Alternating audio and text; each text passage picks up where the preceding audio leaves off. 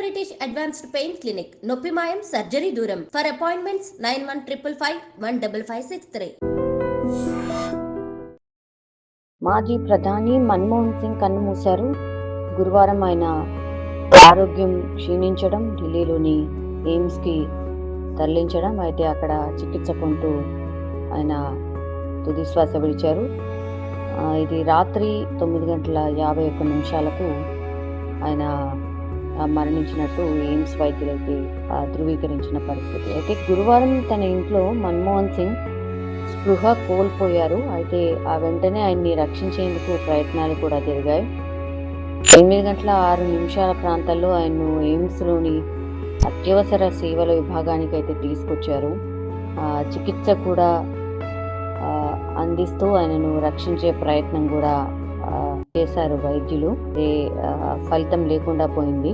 అయితే మన్మోహన్ సింగ్ నేపథ్యం గురించి ఒక్కసారి మనం గుర్తు చేసుకుంటే, ప్రస్తుత పాకిస్తాన్లోని పంజాబ్లో 1932లో మన్మోహన్ సింగ్ జన్మించారు.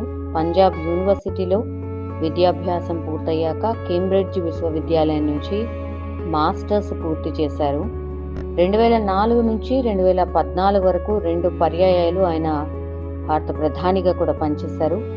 2004 లోక్సభ ఎన్నికల్లో అటల్ బిహారీ వాజ్పేయి నేతృత్వంలోని ఎన్డీఏపై కాంగ్రెస్ విజయం సాధించిన తర్వాత ఆయన తొలిసారిగా 2004లో ప్రమాణ స్వీకారం చేశారు. 2009 నుంచి 2014 వరకు రెండోసారి ఆయన ప్రధానిగా కొనసాగారు. సో పివి నరసింహారావు ప్రధానమంత్రిగా ఉన్న సమయంలో, అంటే 1991, 1996 మధ్య మన్మోహన్ సింగ్ ఆర్థిక మంత్రిగా పనిచేశారు.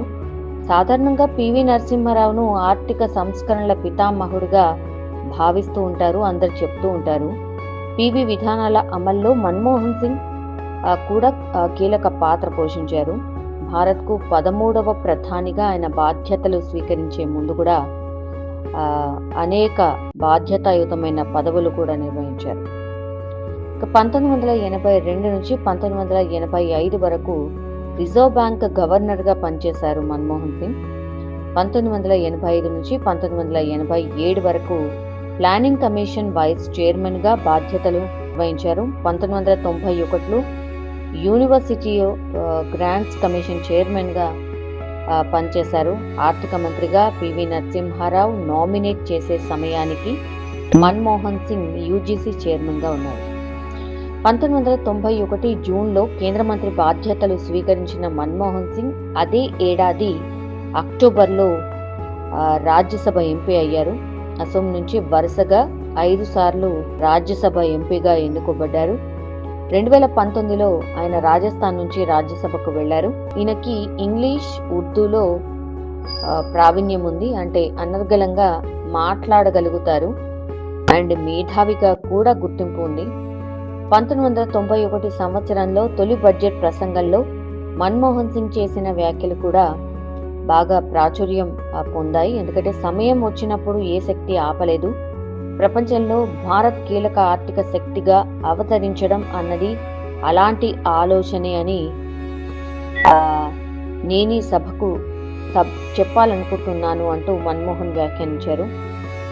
1984 సిక్కుల ఊచకోతపై ప్రధానిగా మన్మోహన్ సింగ్ పార్లమెంట్లో క్షమాపణలు కూడా చెప్పారు.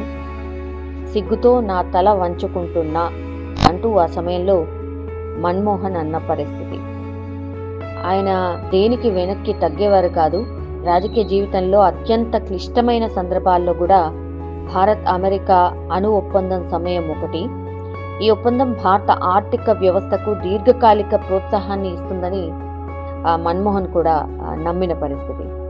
సో అవసరమైతే ప్రధాని పదవికి రాజీనామా చేసేందుకు కూడా ఆయన సిద్ధపడేవారు. రాజీనామా చేయకుండా మన్మోహన్ ఒప్పించాల్సిందిగా సోనియా అహ్లూవాలియాని కూడా కోరారట. సో మన్మోహన్ సింగ్ మృతిపై ప్రధాని నరేంద్ర మోడీ సంతాపం వ్యక్తం చేశారు. గుజరాత్ సీఎంగా మన్మోహన్ సింగ్ భారత ప్రధానిగా ఉన్న సమయంలో ఆయనతో తనకు అనుబంధం ఉందని ఆయన గుర్తు చేసుకున్నారు. మరోవైపు ఆంధ్రప్రదేశ్ ముఖ్యమంత్రి నారా చంద్రబాబు నాయుడు మన్మోహన్ సింగ్ మృతి పట్ల సంతాపం తెలియజేశారు. మాజీ ప్రధాని మన్మోహన్ సింగ్ మృతి తీవ్ర వేదన కలిగించిందని చెప్పారు. 1991లో ఆర్థిక మంత్రిగా సంస్కరణలు ప్రారంభించినప్పటి నుంచి ప్రధాని మంత్రి దాకా దేశానికి ఆయన నిరుపమాన సేవలు అందించారని చంద్రబాబు గుర్తు చేసుకున్నారు. కాంగ్రెస్ అగ్రనేత రాహుల్ గాంధీ మన్మోహన్ సింగ్ కు నివాళులర్పించారు. తన అద్భుతమైన మేధా సమగ్ర దృక్పథంతో దేశాన్ని నడిపించారని, ఆర్థిక అంశాలపై ఆయన అవగాహన దేశానికి స్ఫూర్తిదాయకంగా నిలిచింది అంటూ ఆయన కామెంట్ చేశారు. మన్మోహన్ సింగ్ కుటుంబానికి రాహుల్ గాంధీ ప్రగాఢ సానుభూతిని కూడా తెలియజేశారు. మన్మోహన్ సింగ్ మృతిపై తెలంగాణ సీఎం రేవంత్ రెడ్డి సంతాపం వ్యక్తం చేశారు. ఆర్థికవేత్త, సంస్కరణవాది, నిర్ణయాలు తీసుకోవడంలో మానవత్వమే అంతిమంగా భావించే మన్మోహన్ ఇక లేరని రేవంత్ రెడ్డి ట్వీట్ చేశారు. ఆధునిక భారత్ రూపకర్తల్లో మన్మోహన్ ఒకరని ప్రశంసించారు.